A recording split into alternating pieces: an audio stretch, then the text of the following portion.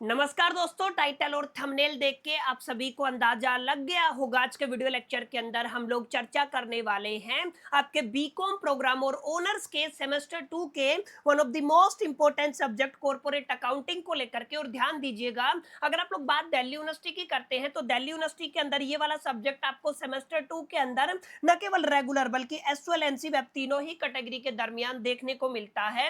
और न केवल आपका ये सब्जेक्ट सेम रहने वाला है बल्कि आपके सिलेबस से लेकर के और आपका जो पेपर पैटर्न है वो तीनों कैटेगरी के अंदर आपको सेम देखने को मिलता है।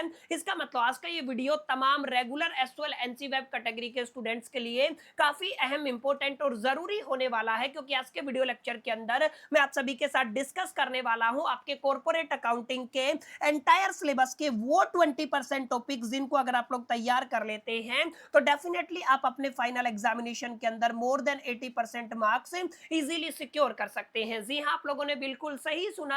आपके एंटायर सिलेबस के केवल 20% टॉपिक आपको आपके फाइनल एग्जामिनेशन के अंदर मोर देन 80% मार्क्स सिक्योर करने में आपकी काफी हद तक मदद करने वाले हैं। और जैसा कि आप सभी मेरी स्क्रीन पे देख पा रहे होंगे, आज के इस छोटे से वीडियो लेक्चर के अंदर मैं आप सभी के साथ डिस्कस करूंगा आपके इंपॉर्टेंट थ्योरेटिकल कॉन्सेप्ट कौन से रहेंगे और इंपॉर्टेंट प्रैक्टिकल कॉन्सेप्ट कौन से रहेंगे। माने एक पर्टिकुलर यूनिट के अंदर से कहां से आपको न्यूमेरिकल पूछा जा सकता है, कहां से आपको थ्योरेटिकल क्वेश्चन पूछा जा सकता है, थ्योरी के लिए कौन कौन से टॉपिक्स इंपॉर्टेंट रहने वाले हैं और प्रैक्टिकल के लिए कौन कौन से टॉपिक इंपॉर्टेंट रहने वाले हैं। उम्मीद करता हूं आप सभी इत्मीनान से इस वीडियो लेक्चर के दरमियान मेरे साथ आखिरी तक बने रहेंगे। और हाँ, अगर आपको ये वीडियो हेल्पफुल लगता है, कंटेंट यूजफुल लगता है तो इस वीडियो को लाइक करके अपने तमाम दोस्तों के साथ शेयर जरूर करेंगे। तो विदाउट वेस्टिंग द टाइम चलिए शुरू करते हैं। बट फ्रेंड ध्यान दीजिएगा, अगर आप लोग बात करते हैं यहाँ पर आपके यूनिट वाइज डिस्ट्रीब्यूशन को लेकर के कि एग्जैक्टली कौन कौन से टॉपिक हैं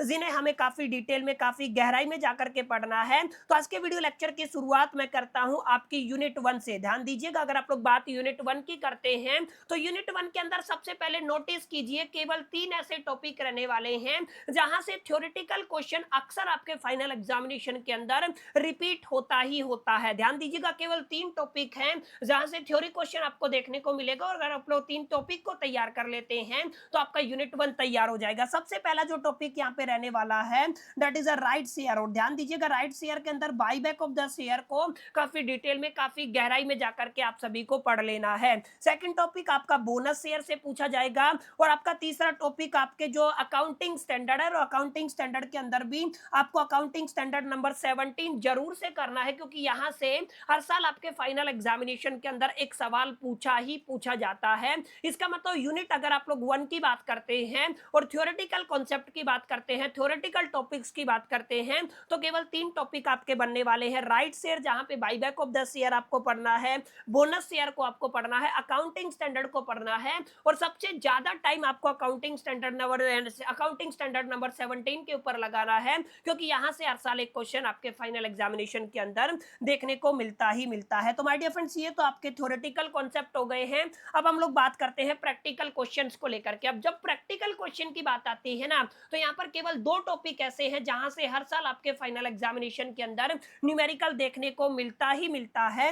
जहां पर सबसे पहले आपको पढ़ना है, जब भी आप लोग रिडेम्पशन ऑफ डिबेंचर करते हैं या प्रीफरेंस शेयर करते हैं या इश्यू ऑफ प्रीफरेंस शेयर या इश्यू ऑफ द डिबेंचर करते हैं, तो उस पर्टिकुलर केस में आपकी जर्नल एंट्रीज क्या बनती है। यानी आपको पढ़ना है journal entries of issue and the redemption of debenture and the preference share. याद रखिएगा, प्रीफरेंस शेयर की मैं बात कर रहा हूं, इक्विटी शेयर की बात नहीं कर रहा हूं। तो डिबेंचर और प्रीफरेंस शेयर से जुड़ी हुई जर्नल एंट्री से अक्सर आपके फाइनल एग्जामिनेशन के अंदर एक न्यूमेरिकल पूछा जाता है। इसके अलावा अगर आप लोग सेकंड इंपोर्टेंट न्यूमेरिकल टॉपिक की बात करते हैं तो वो आपका रहने वाला है under writing of the share and the debenture. Debenture का अंडर राइटिंग क्या होता है और शेयर का अंडर राइटिंग क्या होता है, ये 2 टॉपिक है जिनको आपको तैयार करना है। इन 2 टॉपिक से जुड़े हुए जितने भी इंपॉर्टेंट पीवाईक्यूज है, जितने भी इंपॉर्टेंट न्यूमेरिकल्स हैं, उनको आपको तैयार करना है। अगर आप लोग इन 5 टॉपिक को तैयार कर लेते हैं थ्योरी प्लस न्यूमेरिकल मिला करके, तो मैं आपको इतना श्योरिटी दे सकता हूं आप डेफिनेटली अपने फाइनल एग्जामिनेशन के अंदर यूनिट 1 से आने वाले तमाम क्वेश्चंस को इजीली टैकल कर पाएंगे। आई होप कि यूनिट 1 आपको क्लियर हो गया होगा, यूनिट 1 के इंपॉर्टेंट टॉपिक्स आपको क्लियर हो गए होंगे। अब हम बात करते हैं आपके यूनिट सेकंड को लेकर के। ध्यान दीजिएगा, अगर आप लोग यूनिट सेकंड की बात करते हैं तो कुल मिलाकर के केवल 3 ही टॉपिक आपको तैयार करने हैं, जहां पर सबसे पहला टॉपिक आपका फाइनेंशियल स्टेटमेंट रहेगा। फाइनेंशियल स्टेटमेंट से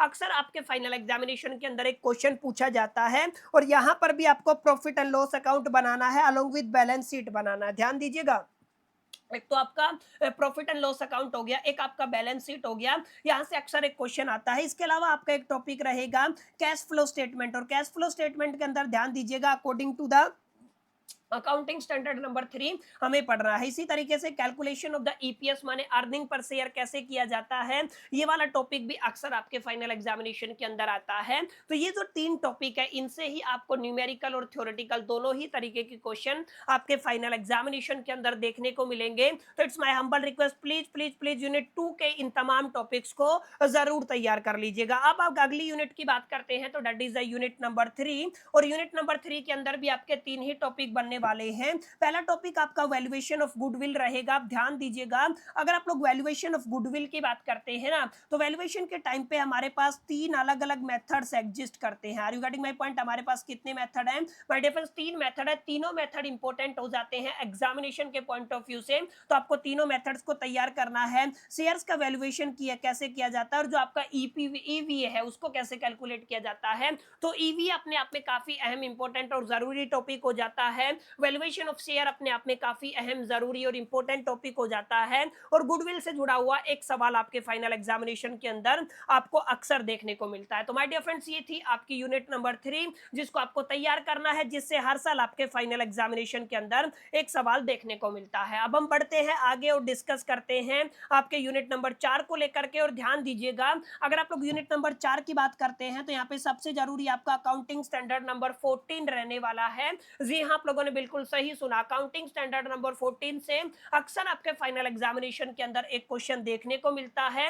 इसी तरीके से journal entry of the internal reconstruction से भी आपको एक क्वेश्चन देखने को मिलता है। कुल मिलाकर के आप लोग कह सकते हैं सर हमारे पास केवल 2 ही टॉपिक बनते हैं जो एग्जामिनेशन के पॉइंट ऑफ व्यू से यूनिट 4 से इंपॉर्टेंट होने वाले हैं। सबसे पहले एएस आपको 14 पढ़ना है, अलोंग विद आपको journal entries of the internal reconstruction पढ़ना है। इन टॉपिक को तैयार कर लेंगे तो यूनिट 4 से आने वाले तमाम क्वेश्चन को, तमाम सवालात को आप लोग हैंडल कर पाएंगे। अब बात करते हैं लास्ट एंड फाइनल आपकी यूनिट नंबर 5 को लेकर के। अब यूनिट नंबर 5 के अंदर कुल मिलाकर के 5 टॉपिक माय डियर फ्रेंड्स हमको पढ़ने। कितने टॉपिक रहेंगे सर? 5 टॉपिक रहेंगे, और इन 5 टॉपिक के अंदर सबसे पहला टॉपिक एनुअल रिपोर्ट रहेगा, सेकंड टॉपिक सेगमेंट रिपोर्टिंग रहेगा, थर्ड टॉपिक सस्टेनेबिलिटी रिपोर्टिंग रहेगा, और इसी तरीके से आपका जो आपका टीबीएल होता है, टीबीएल का मतलब आपका ट्रिपल बॉटम लाइन रिपोर्टिंग जो रहता है उसको आपको पढ़ना है, अलोंग विद जो आपका सीएसआर रिपोर्टिंग होता है, इनको आपको पढ़ना है। तो अगर आप लोग इन 5 टॉपिक को तैयार कर लेते हैं तो आपका यूनिट 5 भी क्या हो सकता है माय डियर फ्रेंड्स? कंप्लीट हो सकता है,